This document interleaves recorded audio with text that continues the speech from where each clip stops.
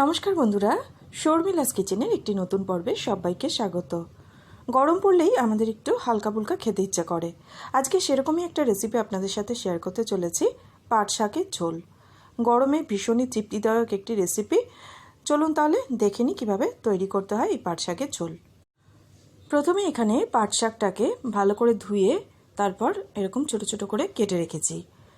এরপর পাট শাকটাকে প্রথমে সেদ্ধ করে নেব। এর জন্য কড়াইতে 1 কাপ মতন জল গরম করতে বসিয়ে দিয়েছি। এর মধ্যে দিয়ে দিলাম সামান্য পরিমাণে নুন। তারপর পাট শাকটাকে দিয়ে একটু সেদ্ধ করে নেব। একটু ঢাকা দিয়ে দিচ্ছি যাতে তাড়াতাড়ি পাট শাকটা সেদ্ধ হয়ে যায়। খানিকক্ষণ বাদে এখন পাট শাকটা পুরোপুরি সেদ্ধ হয়ে গেছে। এবার এটাকে একটা বাটির মধ্যে নামিয়ে নিচ্ছি। এবার কড়াইতে দিয়ে দিচ্ছি 1 টিস্পুন সর্ষের তেল। তেলটা গরম হয়ে গেলে এর মধ্যে দিচ্ছি এবার সামান্য কালো জিরে এবং একটা শুকনো লঙ্কা ফোড়ন। দিয়ে দিচ্ছি 6-7 কোয়া রসুনকে কুচি করে রেখেছিলাম। রসুনটাকে দিয়ে হালকা ভেজে নিতে হবে। রসুনটা একটু ভাজা হলে এর মধ্যে এবার দিয়ে দিচ্ছি একটা মিডিয়াম সাইজের পেঁয়াজ কুচি।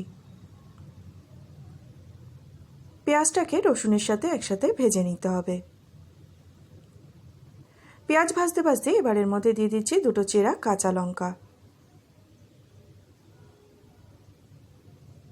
পেঁয়াজটা যখন এরকম বেশ বাদামি করে ভাজা হয়ে যাবে তখন এর মধ্যে সেদ্ধ করে রাখা পাট শাকটাকে দিয়ে দিচ্ছি।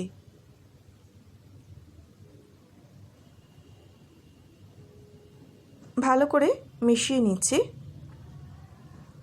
পাট শাক সেদ্ধর সময় নুন দিয়েছিলাম, এখন নুনটা চেক করে দেখলাম আরও একটু নুন লাগবে, তাই আরও সামান্য একটু নুন দিয়ে দিলাম। আর দিয়ে দিচ্ছি সামান্য পরিমাণে চিনি। ভালো করে মিশিয়ে নিয়ে মিডিয়াম ফ্লেমে আরও 2 মিনিট রান্না করব। তাহলে কিন্তু পাট শাকের ঝোল একদমই তৈরি। খুবই অল্প সময় লাগে এই পাট শাকের ঝোল তৈরি করতে। গরমে কিন্তু ভীষণই উপকারী। আর এই পাট শাকের ঝোলটা কিন্তু ভাত দিয়ে খেতেই বেশি ভালো লাগে। কেমন লাগলো আমার এই পাট শাকের ঝোলের রেসিপি অবশ্যই কিন্তু আমাকে কমেন্ট করে জানাতে ভুলবেন না। ভালো লাগলে প্লিজ ভিডিওটিকে একটা লাইক ও শেয়ার করে আমার চ্যানেলটি সাবস্ক্রাইব করে নেওয়ার অনুরোধ রইল। আজ এখানেই শেষ করছি। দেখা হবে আপনাদের সাথে নতুন কোনো রেসিপি নিয়ে। সবাই খুব ভালো থাকবেন, সুস্থ থাকবেন।